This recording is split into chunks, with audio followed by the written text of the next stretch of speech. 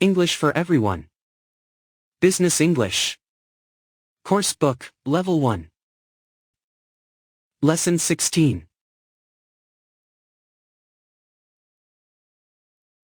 Monday, Tuesday, Wednesday, Thursday, Friday, Saturday, Sunday, weekend. Once a week. Twice a week. 3 times a week.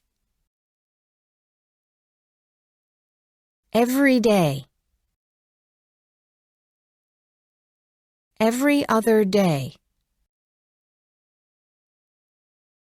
Hourly. Daily. Weekly. Monthly.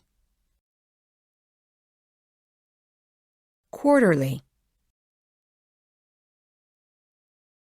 In the morning. In the afternoon. In the evening. Before work. After work. Read. Draw. Write. Cook. Take photos. Stay home. Stay at home. Listen to music. Watch television. Watch a movie. See a play. Visit a museum. Visit an art gallery. Meet friends. Go out for a meal. Go shopping. Go to the gym. Go cycling. Walk. Hike. Go running. Go camping.